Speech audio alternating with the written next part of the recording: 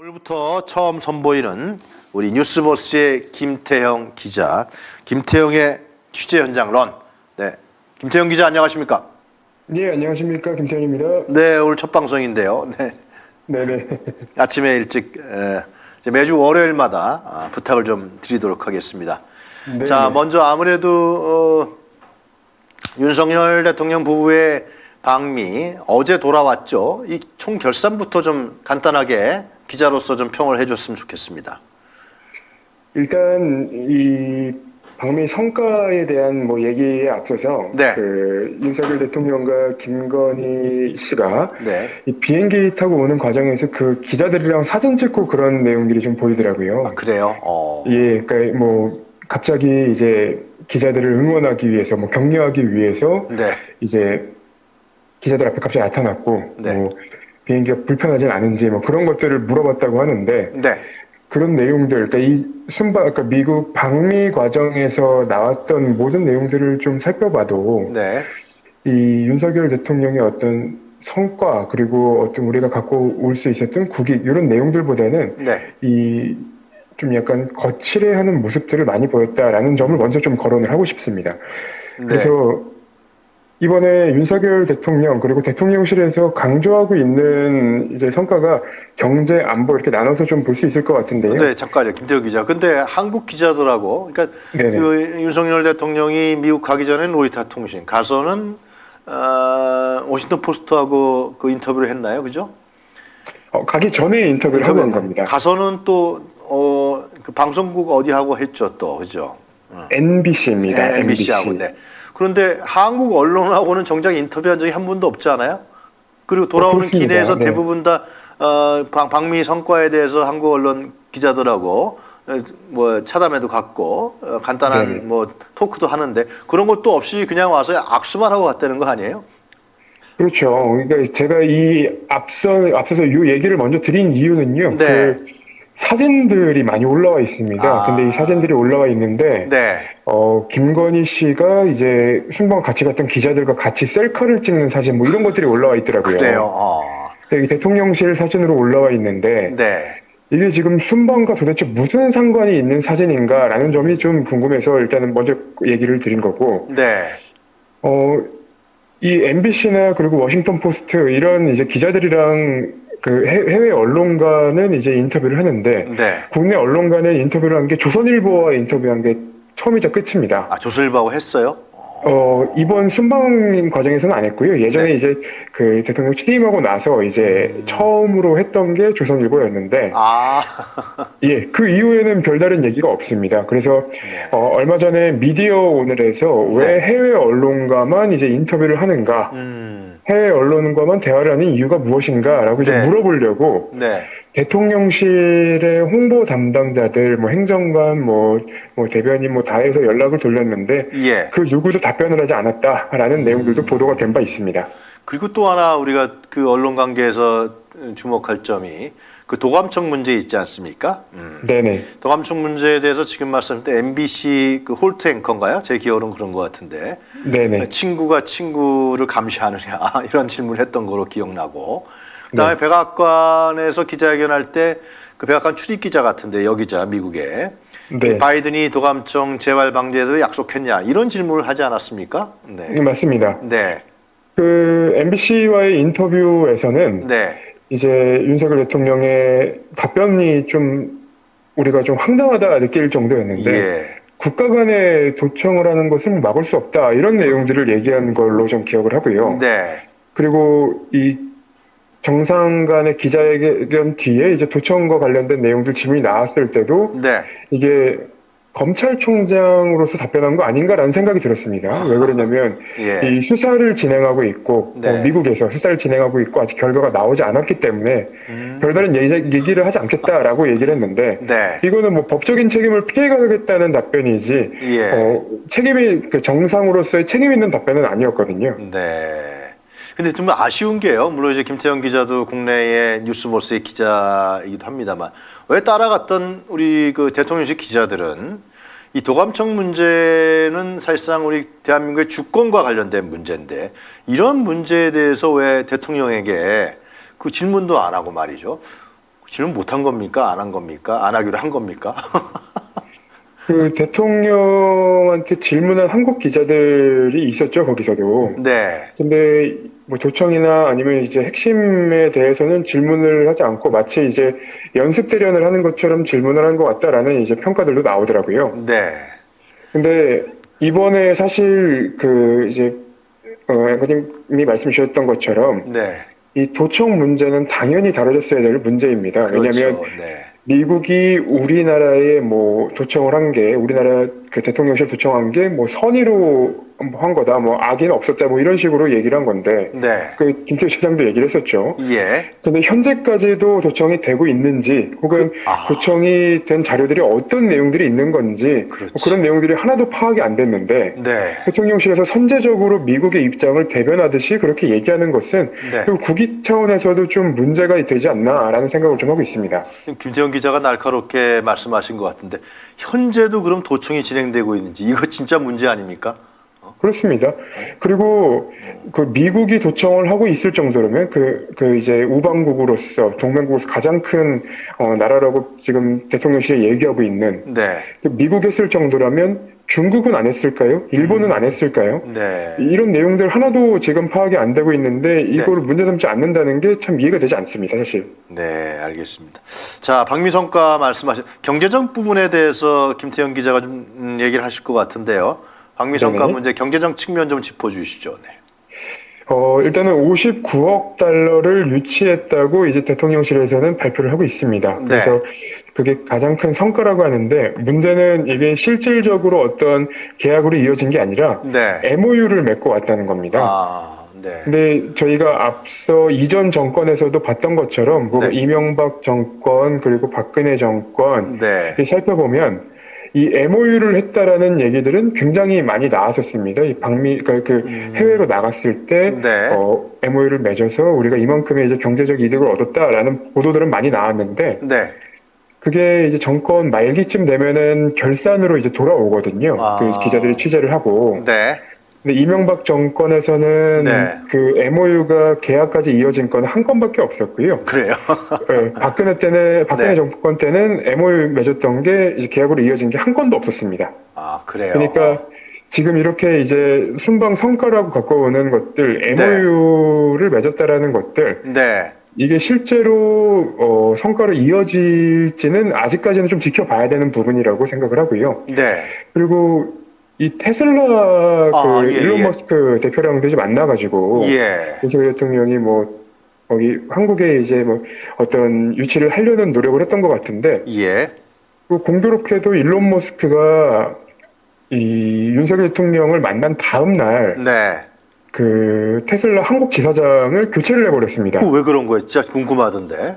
예, 저도 이제 궁금해서 좀 여기저기 알아는 봤는데, 그 지금 다른 언론 보도에 나오는 것도 좀 살펴보면, 이 윤석열 대통령과의 만남 때문 뭐 그런 영향은 없고, 뭐 답변도 일단은 그 테슬라에서는 안 하고 있고요. 한국의 어떤 성과가 좋지 않았다라는 점이 이제 거론되고 있는 것 같습니다. 그 뉴스버스의 그 주미 특파원 계시잖아요. 이상현 특파원인가? 네네. 그분이 좀 취재를 하지 않았나요, 혹시? 여기 테슬라와 관련해서는 이제 어떻게 윤석열 대통령과 뭐 대화를 하게 됐는지, 그리고 어떻게 누가 주선을 했는지, 혹은 그 결과가 어떻게 됐는지, 그리고 한국 지사장이 어떻게 된 건지는 뭐 별다른 얘기는 안 나오고 있다고 합니다. 그래요. 그렇습니다. 김태형 기자 입장에서는 왜 하루 만에 바로 교체했다고 생각하시는 건가요? 이게 좀 공교로운 상황이긴 한데요. 그게 뭐 단언할 수는 없지만, 일단은 뭐 테슬라에서 얘기하는 것처럼 한국 그 지사의 어떤 실적이라던가 그런 것들도 당연히 반영이 됐을 것 같고요. 그리고 일론 머스크가 왜 그렇게 했는지는 사실 저도 뭐 이게 좀 취재가 안 된 상황이라 뭐 단언해서 뭐 말씀드리기 굉장히 어려울 것 같습니다. 자, 우리 김태형 기자 입장에 봤을 때 그럼 윤석열, 김건희의 방미 5박 7일 성과 간단히 요약하면 어떤 거라고 할 수 있겠습니까? 전반적으로 다 평가하신다 그러면은. 그 해외 언론의 얘기를 좀 빌릴 필요가 있을 것 같은데요. 바이든이 여우처럼 아무것도 주지 않고 다 받아냈다. 네, 그래요? 이렇게 평가가 되고 있는 것 같더라고요. 여우처럼. 네네. 네.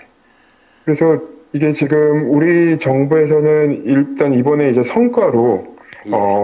이제 안보 분야에서는 아까 이제 방금 전에 말씀드렸던 것처럼 경제 분야에서는 59억 달러를 유치했다라는 거를 성과로 지금 계속 얘기를 하고 있고요. 네. 그리고 안보 차원에서는 이제 핵 협의 그룹을 만들었다는 것, 네. 이거를 이제 성과로 얘기를 하고 있는데 네. 이 핵 협의 그룹이라는 것은 사실 뭐 윤석열 대통령도 그렇고 나토보다 더 이제 실질적이다, 실효성이 있다, 뭐 이런 얘기를 하고 있지만 네. 그 나토는 이제 핵 기획 그룹입니다. 그리고 이번에 이제 얘기한 거는 그 미국과 한국 간은 핵 협의 그룹이라는 건데 네. 협의라고 한다면 미국에 정말로 그냥 한국의 의견을 묻는 정도. 예. 그러니까 한국의 영향을 거의 받지 않고 자신들이 하던 대로 할 수 있는 이 정도의 평가가 지금 나오고 있는 것 같습니다. 바이든이 여우처럼 다 빼먹었다. 그런 말씀을 하시는 거네요. 그죠? 그렇죠. 네, 통기타 줬잖아요. 기타도 주고. 통기타, 그렇습니다. 성과로 통기타를 받아온 거가 성과가 되면 유일한 성과다. 자, 그리고요, 또 지금 나오는 현안이 원래 그 윤석열 대통령이 G7 회의에 5월 19일인가요? 초대돼서 가기로 예정되어 있는 걸로 알고 있잖아요. 네네, 그렇습니다. 그런데 또 기시다가 5월 7일, 8일 날 방문한다고 지금 계속 소식이 전해지고 있습니다. 이걸 어떻게 보십니까? 왜 기시다가 갑자기 또 오는 거예요? 일단은 지금 나오고 있는 보도들을 쭉 살펴보면요. 미국에서 이제 바이든 대통령이 한일 간의 관계 개선에 대해서 이제 얘기를 하니까 그런 어떤 제스처를 보이기 위해서 선제적으로 좀 나오는 거 아닌가라는 이제 보도들이 좀 나오고 있더라고요. 근데 이번 사실 그거는 외부적인 이제 평가고 그리고 뭐 미국이 이제 갖고 있는 생각이고 우리가 이번에 좀 다뤄줘야 될 내용들을 좀 더 얘기를 해봐야 될 것 같은데요. 이 후쿠시마 오염수 관련해서 맞습니다. 이번에 좀 얘기가 나오지 않을까라는 생각을 하게 되는데 가장 중요한 문제죠. 그렇죠. 27일에 그러니까 지난 27일, 28일쯤에 이제 일본에서 경제산업성 공식 유튜브를 통해서 이제 생중계가 됐었는데요. 그 오염수를 봄, 여름 정도에 이제 방류를 하려고 하고 있다. 이런 얘기들이 나옵니다. 얼마 전에 이제 그린피스에서 그래서 요 내용들을 관련해서 이제 그 발표를 한 게 있는데 이게 오염수, 그러니까 미국에서는 처리수라고 얘기를 하더라고요. 이게 약간 이제 농도를 낮추고 뭐 희석시키고 뭐 이렇게 해서 처리수라고 얘기하고 있던데 그러니까 일본의 처리수라는 이제 용어 쓰지 않고 저는 오염수라고 얘기를 좀 하겠습니다.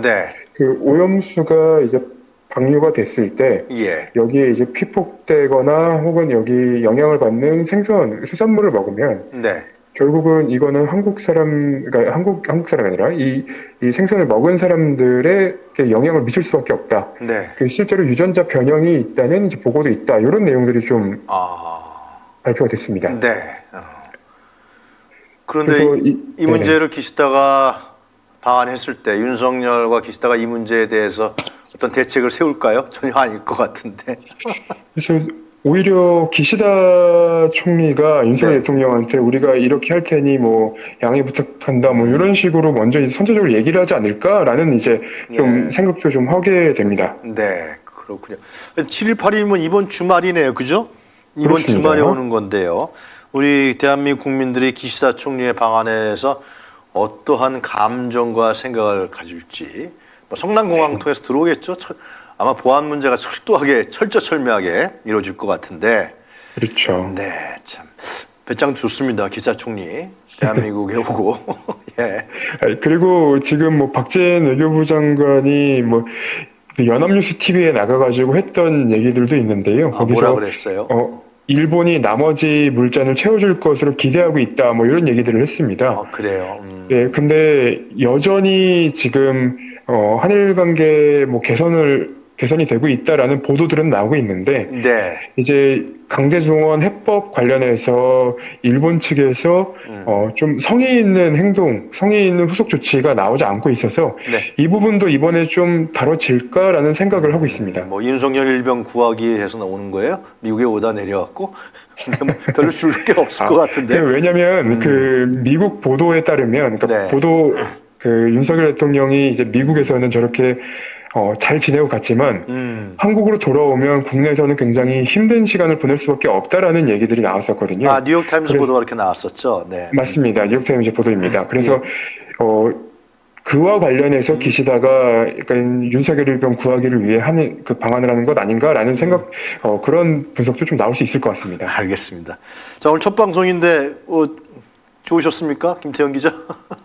제가 좀 부족해서 다음 방송 때는 더 재미있는 내용으로 찾아오셨으면 좋겠습니다. 네, 기존 그 조중동에 나지 않는 그 내용들을 좀 전해주시면 더 좋을 것 같아요. 우리 시청자분들 분석도 해주시고. 자, 오늘 김태형 기자 매주 월요일마다 8시 10분에 방송되는 김태형 기자의 런. 오늘은 이 정도로 종료하겠습니다. 자, 김태형 기자 고생 많이 하셨습니다. 감사합니다. 네, 감사합니다. 네, 우리.